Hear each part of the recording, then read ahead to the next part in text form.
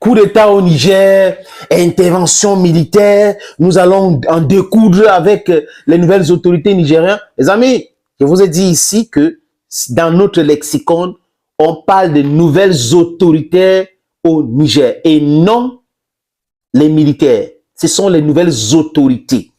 Ah oui, ces autorités-là ont dénoncé des accords de la défense et de sécurité dont la France doit dégager avec sa base militaire.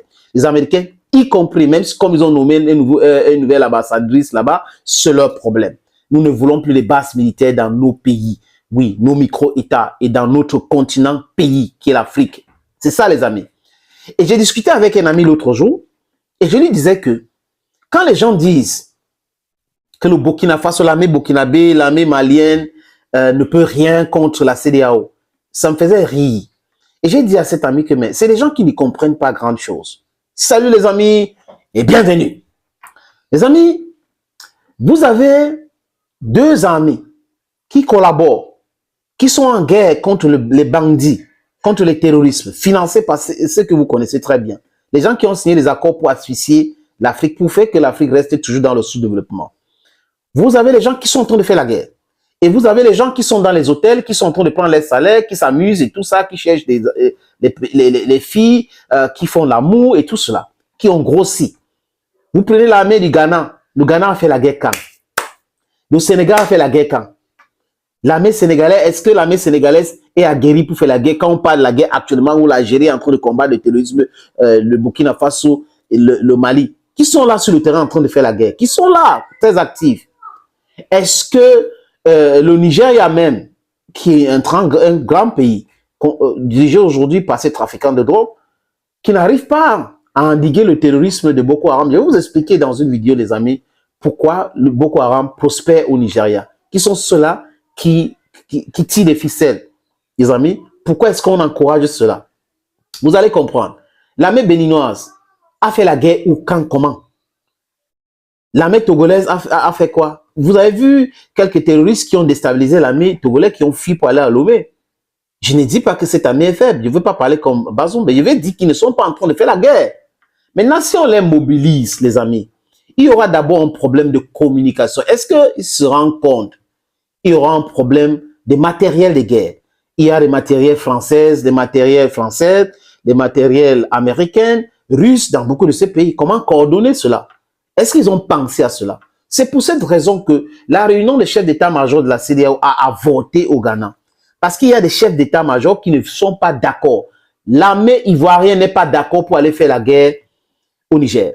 L'armée nigérienne n'est pas d'accord pour aller faire la guerre au Niger.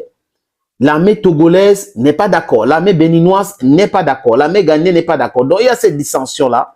Les chefs d'état-major ne sont pas d'accord. C'est pour cette raison qu'on a renvoyé Sini Dié cette réunion à Accra. Il faut dire la vérité aux gens. Et ces militaires ont posé des vraies questions à leurs dirigeants.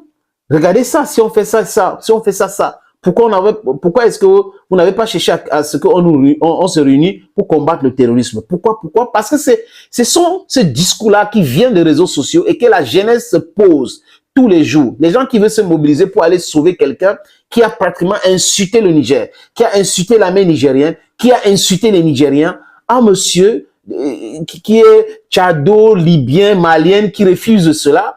Et vous voyez que la personne qui est champion de l'intervention militaire au Mali, c'est Alassane Dramane Ouattara. Ils ont la même histoire, le Votaïque qui a été aidé sur une bourse de, comment il s'appelle le président, je vais regarder le nom là, les amis, Maurice Yamogo, qui a eu son bac au lycée Kinda Zinda de Kabore, à Ouagadougou, qui est allé aux États-Unis sur un passeport surtout voltaïque, qui est devenu ivoirien aujourd'hui. Je vous l'ai dit, c'est pas un problème, mais si on n'accepte pas d'où on vient, on ne peut pas avancer. On va rester dans le déni. Et ceux qui restent dans le déni sont de menteurs, sont de roublards. C'est des gens qui ne peuvent pas faire avancer quelque chose. Donc, Ouattara et Bazoum ont la même histoire. C'est pour cette raison que Ouattara s'active.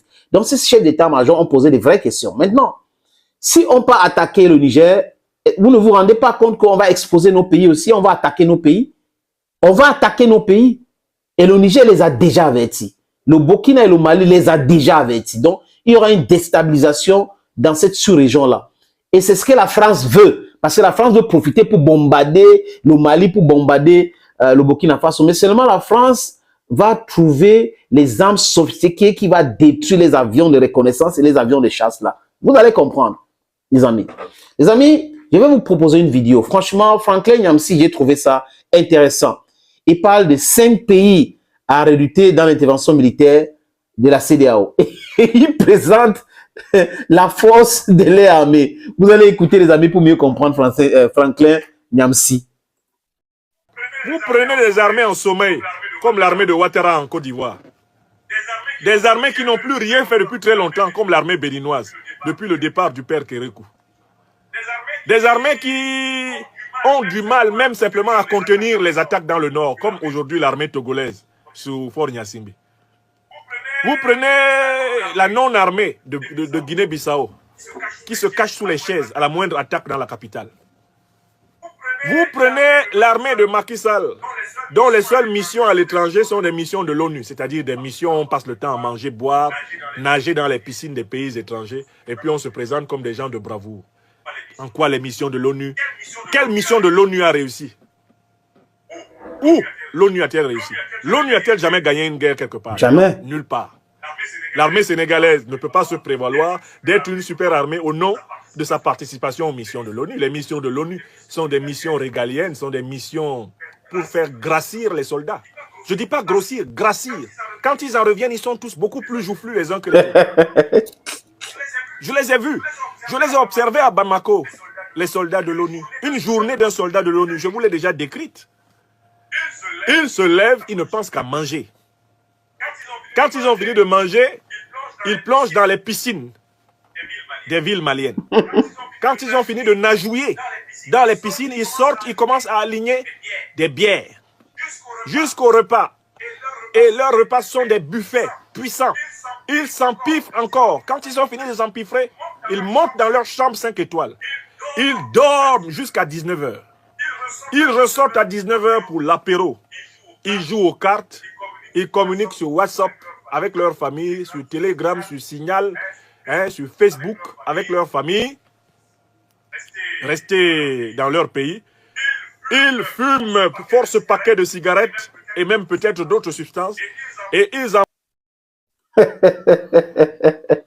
Voilà, franchement, Franklin Nyamsi a présenté les forces en présence. Donc, vous avez des gens qui sont dans la distraction actuelle. Ce n'est pas dit qu'ils ne sont pas bien formés, mais practice makes perfect, comme on dit. Si vous n'êtes pas sur le terrain et que vous avez boum sur le terrain, ça sera très compliqué. Je vous ai dit ici qu'il y a un problème de communication, il y a un problème de coordination. Comment coordonner l'armée nigérienne et l'armée sénégalaise qui parle français, Bissau-Guinéen qui est lusophone, qui parle aussi un peu français, l'armée ghanéenne, l'armée togolaise. Donc, il y aura 2 langues. Donc, si vous mettez les gens ensemble, travailler, qui ne peuvent pas communiquer, c'est la catastrophe totale, les amis. C'est la catastrophe. C'est envoyer les enfants des gens à l'abattoir. Franklin Nyamsi a présenté de façon vraiment brillantissime ces armées-là qui veulent se mobiliser pour aller sauver un homme qui n'est pas très important pour les Nigériennes aujourd'hui. Thank you, friends, for watching. Bye-bye for now.